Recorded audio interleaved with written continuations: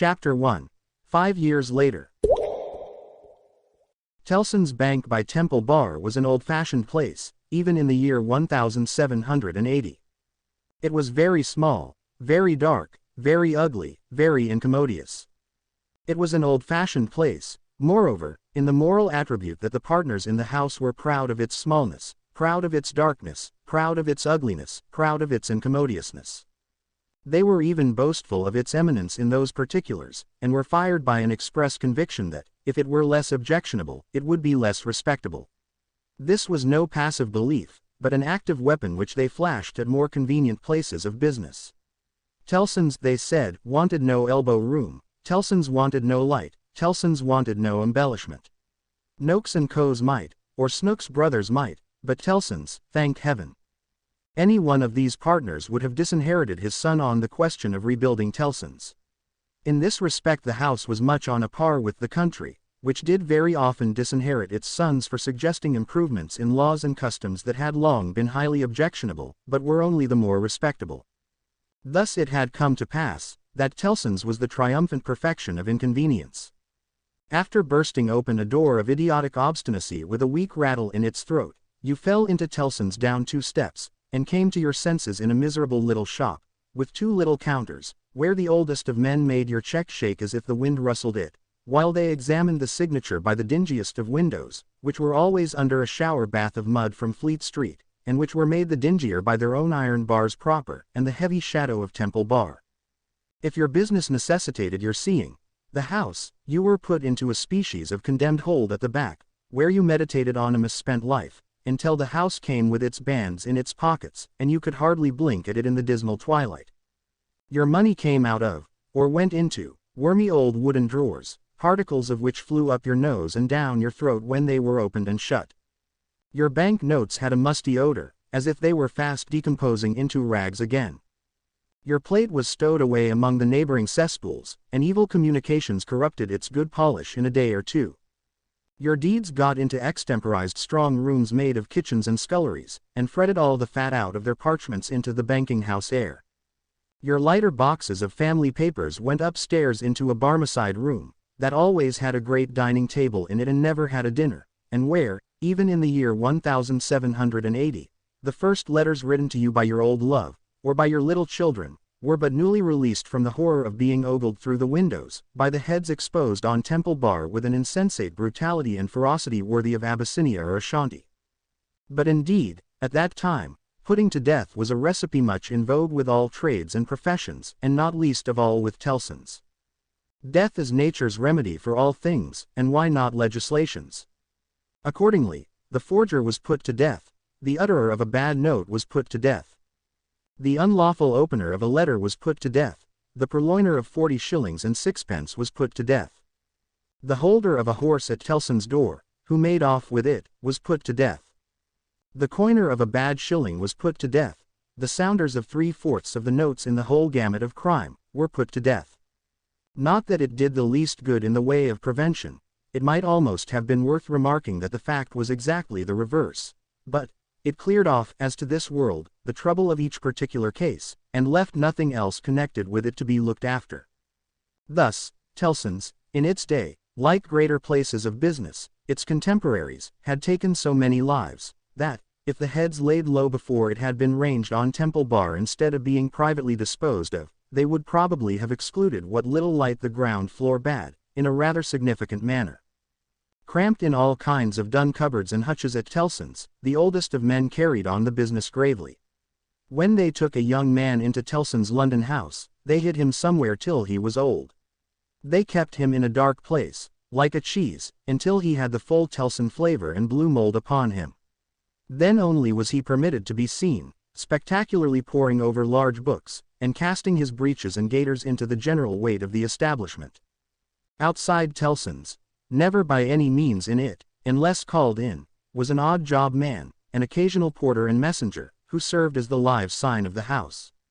He was never absent during business hours, unless upon an errand, and then he was represented by his son, a grisly urchin of 12, who was his express image. People understood that Tellson's, in a stately way, tolerated the odd job man. The house had always tolerated some person in that capacity, and tide had drifted this person to the post. His surname was Cruncher, and on the youthful occasion of his renouncing by proxy the works of darkness, in the easterly parish church of Houndsditch, he had received the added appellation of Jerry. The scene was Mr. Cruncher's private lodging in Hanging Sword Alley, Whitefriars, the time, 7:30 of the clock on a windy March morning, Anno Domini 1780. Mr. Cruncher himself always spoke of the year of our Lord as Anno Dominos, apparently under the impression that the Christian era dated from the invention of a popular game, by a lady who had bestowed her name upon it. Mr. Cruncher's apartments were not in a savory neighborhood, and were but 2 in number, even if a closet with a single pane of glass in it might be counted as one. But they were very decently kept. Early as it was, on the windy March morning, the room in which he lay abed was already scrubbed throughout, and between the cups and saucers arranged for breakfast, and the lumbering deal table, a very clean white cloth was spread. Mr. Cruncher reposed under a patchwork counterpane, like a harlequin at home. At fast, he slept heavily, but, by degrees, began to roll and surge in bed, until he rose above the surface, with his spiky hair looking as if it must tear the sheets to ribbons. At which juncture, he exclaimed, in a voice of dire exasperation, "Bust me, if she ain't at it again." A woman of orderly and industrious appearance rose from her knees in a corner, with sufficient haste and trepidation to show that she was the person referred to. "What?" said Mr. Cruncher, looking out of bed for a boot. "You're at it again, are you?" After hailing the mom with this second salutation, he threw a boot at the woman as a third. It was a very muddy boot, and may introduce the odd circumstance connected with Mr. Cruncher's domestic economy, that, whereas he often came home after banking hours with clean boots, he often got up next morning to find the same boots covered with clay. "What?" said Mr. Cruncher, varying his apostrophe after missing his mark. "What are you up to, aggrawator?" "I was only saying my prayers." "Saying your prayers? You're a nice woman. What do you mean by flopping yourself down and praying agin me?" "I was not praying against you, I was praying for you." "You weren't, and if you were, I won't be took the liberty with. Here, your mother's a nice woman, young Jerry, going a praying agin your father's prosperity. You've got a dutiful mother, you have, my son. You've got a religious mother, you have, my boy, going and flopping herself down, and praying that the bread and butter may be snatched out of the mouth of her only child." Master Cruncher, who was in his shirt, took this very ill, and, turning to his mother, strongly deprecated any praying away of his personal board. "And what do you suppose, you conceited female," said Mr. Cruncher, with unconscious inconsistency, "that the worth of your prayers may be? Name the price that you put your prayers at. They only come from the heart, Jerry. They are worth no more than that." "Worth no more than that," repeated Mr. Cruncher. "They ain't worth much, then. Whether or no, I won't be prayed agin, I tell you. I can't afford it. I'm not a-going to be made unlucky by your sneaking. If you must go flopping yourself down, flop in favor of your husband and child, and not in opposition to him. If I had had any but a unnatural wife, and this poor boy had had any but a unnatural mother, I might have made some money last week instead of being counter-prayed and countermined and religiously circumvented into the worst of luck." "You me," said Mr. Cruncher, who all this time had been putting on his clothes, "if I ain't, what with piety and one blowed thing and another, been choused this last week into as bad luck as ever a poor devil of a honest tradesman met with. Young Jerry, dress yourself, my boy, and while I clean my boots keep an eye upon your mother now and then, and if you see any signs of more flopping, give me a call. For, I tell you," here he addressed his wife once more, "I won't be gone again, in this manner.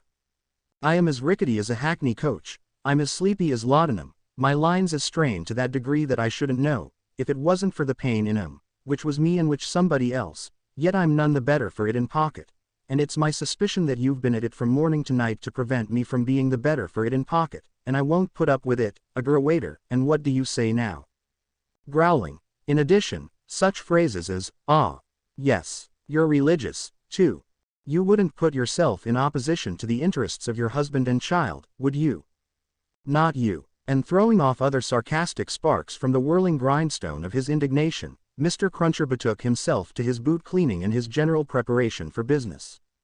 In the meantime, his son, whose head was garnished with tenderer spikes, and whose young eyes stood close by one another, as his father's did, kept the required watch upon his mother. He greatly disturbed that poor woman at intervals, by darting out of his sleeping closet, where he made his toilet, with a suppressed cry of, "You are going to flop, mother. Halloa, father." And, after raising this fictitious alarm, darting in again with an undutiful grin. Mr. Cruncher's temper was not at all improved when he came to his breakfast. He resented Mrs. Cruncher's saying grace with particular animosity. "Now, waiter, what are you up to? At it again?" His wife explained that she had merely asked a blessing. "Don't do it," said Mr. Crunches, looking about, as if he rather expected to see the loaf disappear under the efficacy of his wife's petitions. "I ain't a-going to be blessed out of house and home. I won't have my wittles blessed off my table. Keep still." Exceedingly red-eyed and grim, as if he had been up all night at a party which had taken anything but a convivial turn, Jerry Cruncher worried his breakfast rather than ate it, growling over it like any four-footed inmate of a menagerie. Towards 9 o'clock he smoothed his ruffled aspect, and, presenting as respectable and business-like an exterior as he could overlay his natural self with, issued forth to the occupation of the day. It could scarcely be called a trade, in spite of his favorite description of himself as "a honest tradesman." His stock consisted of a wooden stool, made out of a broken-backed chair cut down, which stool, young Jerry, walking at his father's side, carried every morning to beneath the banking-house window that was nearest Temple Bar, where, with the addition of the first handful of straw that could be gleaned from any passing vehicle to keep the cold and wet from the odd-job man's feet, it formed the encampment for the day. On this post of his, Mr. Cruncher was as well known to Fleet Street and the Temple, as the bar itself, and was almost as in-looking.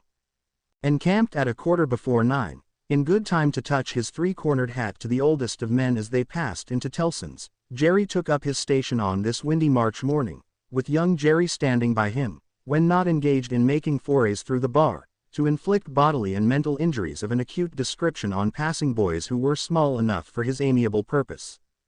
Father and son, extremely like each other, looking silently on at the morning traffic in Fleet Street, with their two heads as near to one another as the two eyes of each were, bore a considerable resemblance to a pair of monkeys. The resemblance was not lessened by the accidental circumstance that the mature Jerry bit and spat out straw, while the twinkling eyes of the youthful Jerry were as restlessly watchful of him as of everything else in Fleet Street. The head of one of the regular indoor messengers attached to Tellson's establishment was put through the door, and the word was given. "Porter wanted." "Hooray, father, here's an early job to begin with." Having thus given his parent Godspeed, young Jerry seated himself on the stool, entered on his reversionary interest in the straw his father had been chewing, and cogitated. "Always rusty. His fingers is always rusty," muttered young Jerry. "Where does my father get all that iron rust from?"